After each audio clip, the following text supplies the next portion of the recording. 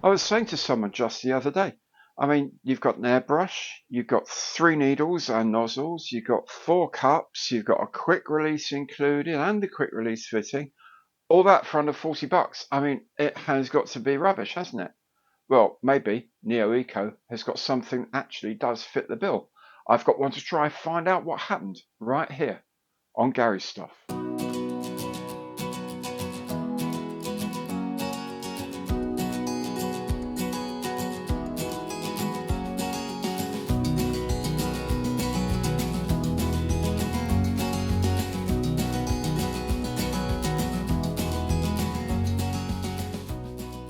Hi, I'm Gary. Welcome to my channel. Welcome back if you've been here before. Yeah, today I am actually looking at the Neoeco SJ83 Airbrush. That does come in at under $40 plus shipping. I'll have a quick look at what you get in the box for your money, and it is quite a lot. I'll have a go at doing some spray outs with the different nozzles to see their effects, and then I'm going to have a go at using it on an actual kit, a bit more of a real world test. If you enjoy it and you think, do you know what, I might just want to get one of those airbrushes, there's a link where you can purchase it direct from the manufacturer in the information box below. If you like the video, of course, then please do remember, give it the imperial thumbs up on the like button below because every like counts. And if you haven't done so already, please do subscribe to the channel, hit that bell, and you'll be notified of all my future content as it's published. And of course, if you'd like to support the channel in a bit of a more concrete way, you can do that through Super Thanks by becoming a channel member or by using any of my online partner programs. Now, of course, Neoeco sent me this for free as a review sample. I didn't buy it myself. However, they didn't also send anything like a script or a list of things I have to say. They, like you, want an honest opinion of what this airbrush is like, in my opinion, and that's what they, like you, are going to get. Incidentally, this airbrush here is going to Models for Heroes afterwards. It's an excellent charity. A link to it is in the information box below. Maybe check it out and see if there's a way you can help out with some of our armed forces members and our first responders who are having a few issues as a result of their service. It's a brilliant, brilliant cause. Please do check it out. Okay, let's get on then and see what I made of the Neoeco SJ83 Airbrush. Here's a box that comes shipped in. Sturdy feel to it, so your kit should be well protected inside. You'll notice the airbrush comes in 2 colours, red and black. Both look pretty sharp actually with these gold accents here. So yeah, very nice, reflected in this line here, of course. Let's see what we get inside the box for our money.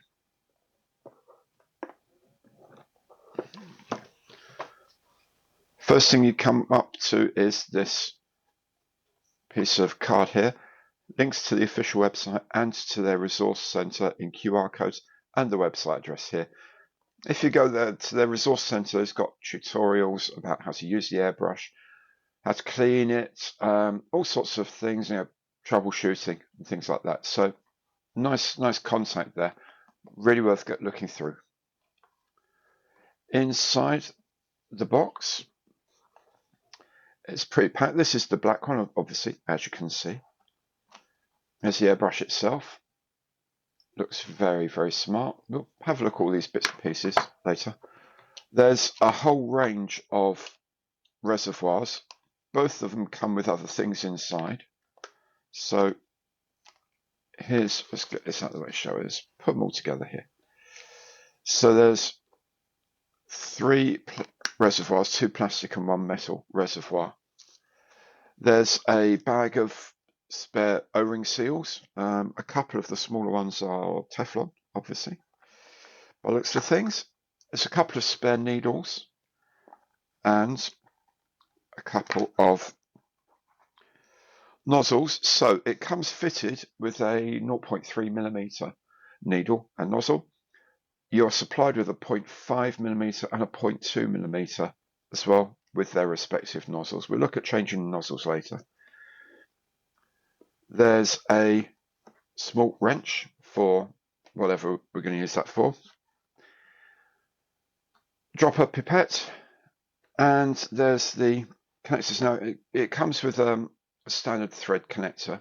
You can add to it a quick release, but the nice thing is they also supply the quick release connector as well, the female connector, as it used to be called, the connector for putting the quick release into. So, a lot of brushes supply these, not a lot of brushes supply the bit to actually go on to your airbrush. So we'll have a look at that again later on as well. That's a really cool thing to be. So, quite a lot in the package for your money, I think. So here's the airbrush. Very simple, straightforward. You've seen a lot like this before. We'll just go over the parts. The airflow comes in here. As I mentioned, that you can either just screw in the pipe from your compressor direct here, or there's a quick release fitting as well, which we'll show you later. The brush itself is a dual action, so you press down for the airflow and then pull back to vary the amount of paint that goes through. You can control the amount of paint that goes through using this screw stop here. So if you're doing something like post shading on panel lines, you want to add a very, very fine, very gentle, dark line. You can do it by restricting the amount of paint that can come through at any one time. So you don't have too much paint going through. You can control that really well. And then when you want to do larger areas or whatever, and you want the full flow available to you, then you just unscrew it and it moves back. It's double action. Here at the front we have a Mac control, a micro air controller, Mac screw.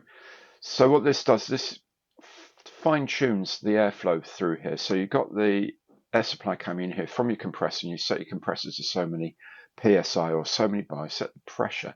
That sort of determines how hard the air comes through. This screw allows you to dial down the airflow as well. So you can do really delicate work. You can dial down the airflow.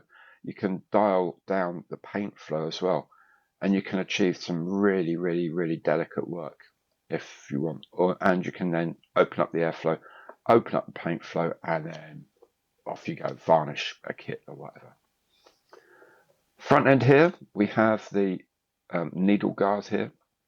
It's got a load of holes in it that helps the airflow through for atomization.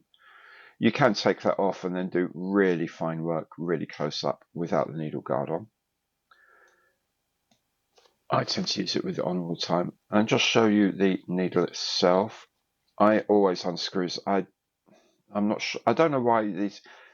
You see, if you've got that on and it's, oh yeah, it gives you access to the needle. You can undo the needle, but you've still got to take this bit off there, and that screws it. So you might as well take the whole thing off. I don't know. It looks really cool. I will tell you, so yeah, it does look really cool.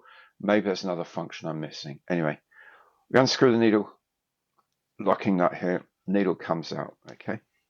Down at this end, we take this off. We unscrew the cover here, and there is our nozzle.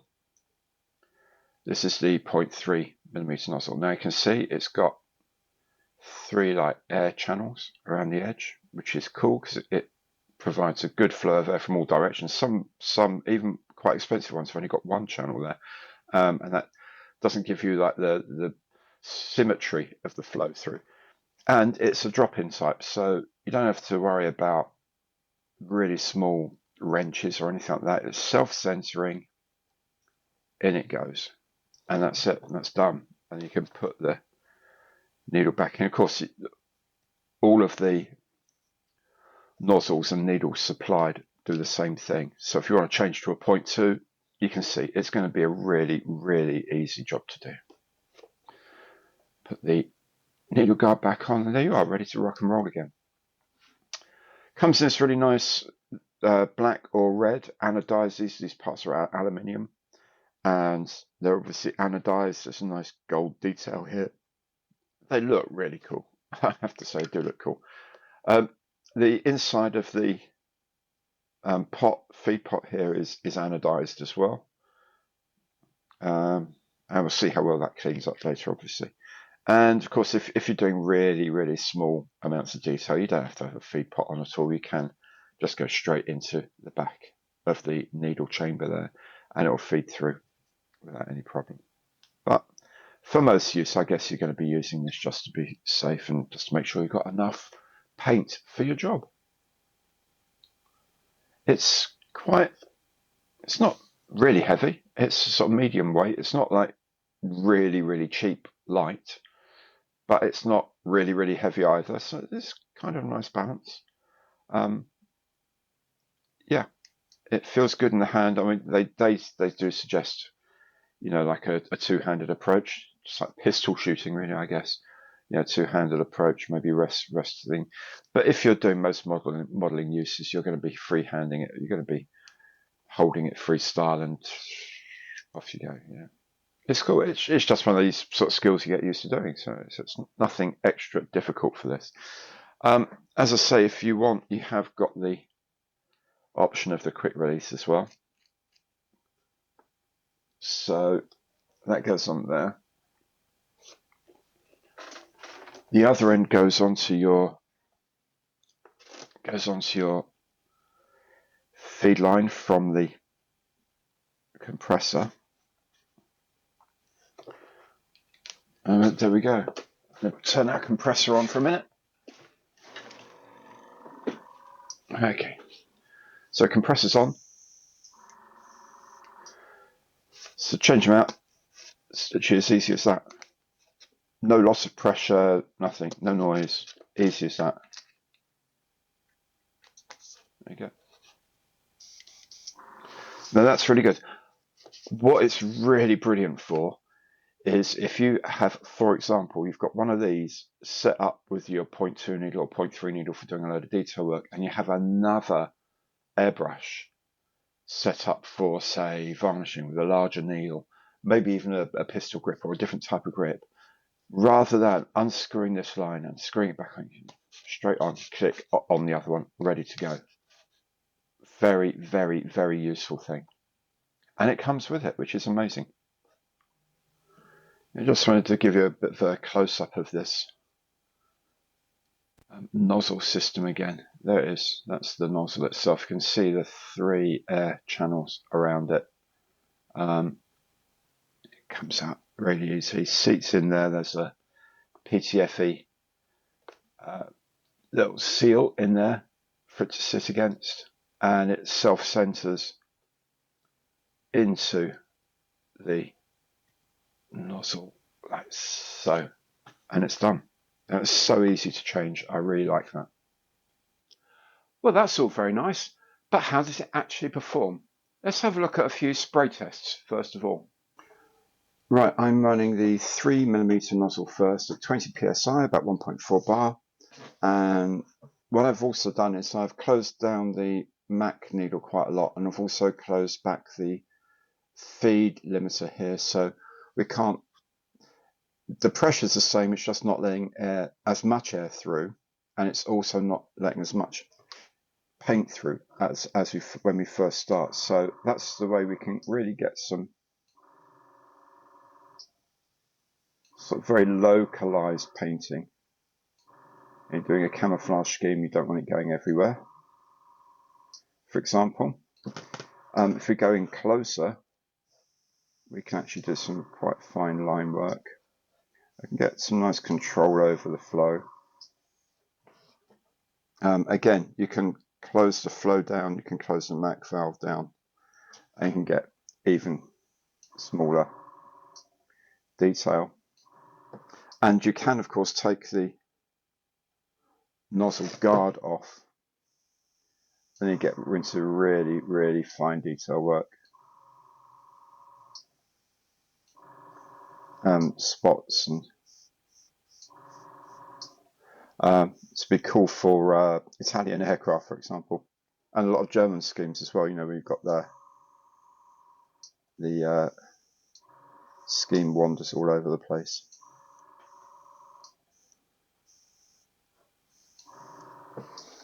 If you then open up the Mac valve, open up the back as well, put the nozzle guard back on, of course you can start getting much bigger area coverage.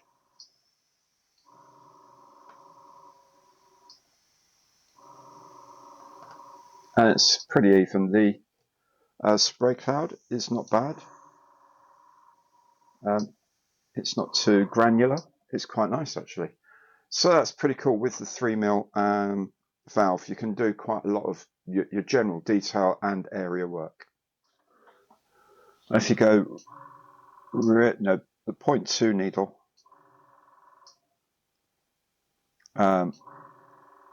you can get incredibly fine work. If you take the cap off as well, I guess you could go even finer. Oh, and this is almost like pencil thin. You do have to get used to, I think, using this. I think this is slightly over diluted, but you do need to use dilutions greater than you're normally used to, I think, for these brushes. But I'm using Vallejo Model Air, and I'm using it at about 1:1 with thinner. And as you can see, you can open up the air, open up the paint, and even the 0.2 gives you a nice coverage with a decent atomization as well. Now with the 0.5, again starting with the MAC valve turned down and the paint flow turned down, it's a bit more sort of atomization is not as strong. It's a bit sort of harsher edge, but you know what, sometimes that's actually quite a nice effect. If you're doing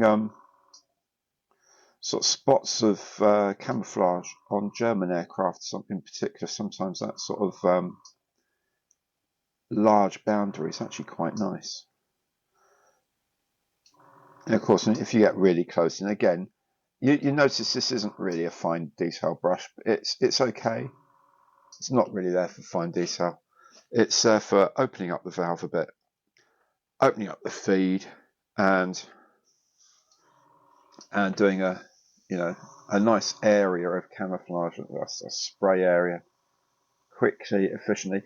When you open it up, oddly, the extra airflow actually increases the atomization. It makes it a much nicer, softer edge. So this is great for large scales, for doing large areas.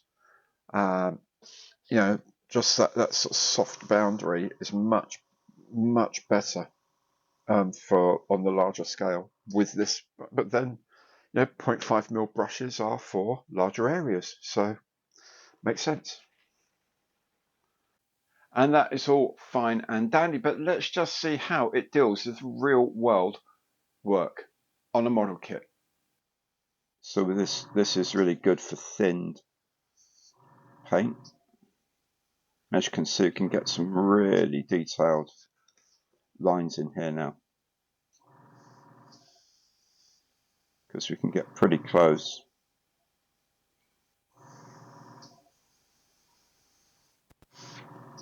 Yeah, that's actually quite. Remember, this is for pre-shading, so it doesn't have to be massively accurate, because it's there to give a feeling rather than actually do anything in terms of actual colouring.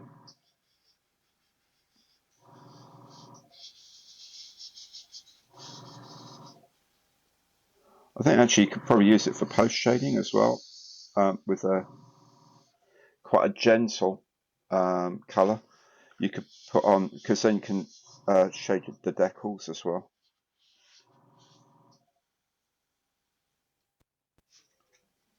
But I'm happy with that. I'm very happy with that. In fact, I'm getting more and more happy with this brush. And here later on in the same build, I have already pre-painted. I've already done one coat of lacquer on the top of the aircraft. I'm just going to put another coat, the green coat. Again, it's a lacquer paint. It's pre-diluted. Goes through this brush really easily. Gives a nice even spray, and it's really easy to control how much paint comes out. So it's very, very straightforward to not do too much, not to flood the work, just to sort of gently lay down a coat bit by bit over the piece. Right, clean up. With acrylics, I always start off with hot water, put it in, and then just give it a bit of a flush around in the pot and in the feed, and then use the pipette to actually take out all the dirty water, because you don't want to be flushing that through your brush. Do that a couple of times just to get any paint residue out. Okay, a bit more in.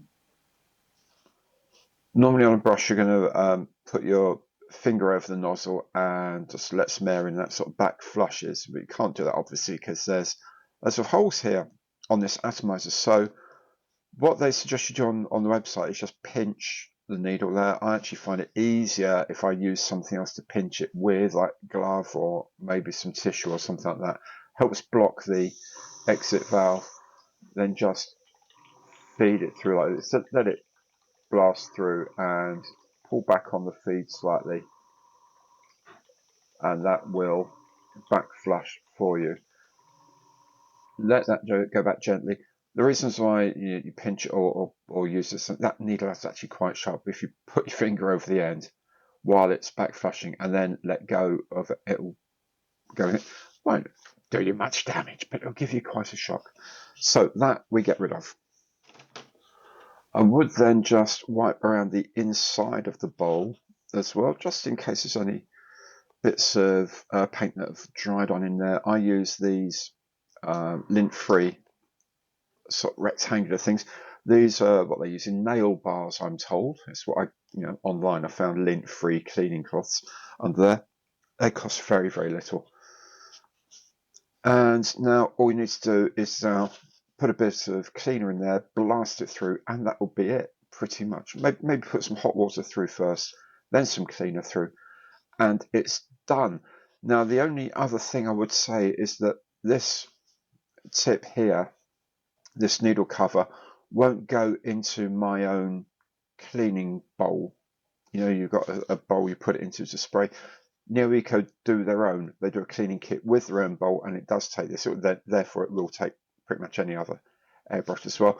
If you don't have one, you can just take that off and push that into the side of the bowl for a cleaning. But do, again, remember to take care of the needle when you're doing that. But other than that, it's relatively straightforward to clean up. I will also say that the anodized one that matches the back of here, those are more difficult to get clean than this steel one. So maybe for things like, I don't know, cake decorating or something like that, where the inks you're using are much lighter and much more water-like and they don't dry out as quickly, by all means use the anodized one. If you're using modeling paints, acrylics or lacquers, then definitely use this because it's a lot easier to clean up. If you are using lacquers, of course, instead of the hot water flushes, you can maybe use something like Mr. Hobby Thinner first to clean it through, and then flush through with isopropyl alcohol, rubbing alcohol afterwards, and then a final blast through with hot water as well. But relatively straightforward to keep clean. There we go then. I think it performs very well overall, and you certainly cannot argue with the value. Under $40, 3 needles, 4 different cups, the quick release, the micro air controller. I mean, it's a lot there for your money. And of course, with the anodized bits, they look pretty cool too. All in all, it performs very well indeed. I think you'll need to experiment with dilution of your paints. Certainly when I'm looking back at the video, when I was doing the white on the Defiant, the counter shading for the white pre-shade, it was looking splotchy, and that's definitely because the paint was too thick. I've tried it subsequently on another kit, and it works fine. It works really well. Just dilute it just a little bit more. It's a tricky thing to get right, but then you can say that about any airbrush, frankly. Just experiment with the paints that you've got, and you'll find the right balance for the stuff that you use. Also, you will need, I really do stress, you should practice, if you get hold of one of these, do practice balancing the micro air control, the thing underneath the nozzle, which controls the amount of air coming through. It's not the pressure of the air, it's how much air is going through. Balancing that and the paint feed stop at the other end that can twist to stop how far the controller goes back to limit how much paint goes through. If you get those balanced, then you can get some really fine results, even with the 0.3mm needle. Go to the 0.2mm needle and go take that needle valve off, needle cover off, and get really close. It's almost like drawing with a pencil. It's so fine. So yeah, what you really need to do is practice, basically, just practice. So that's it, really, for today. Hope you enjoyed the show. If you did, please do remember, Imperial thumbs up on the like button below, because every like counts. And of course, if you haven't done so yet, please do subscribe to the channel, hit that bell, and you'll be notified of all my future content as it is published. Thank you so very much for watching today. Do come back on the channel. Hope to see you again there. Take very good care of yourselves, and goodbye.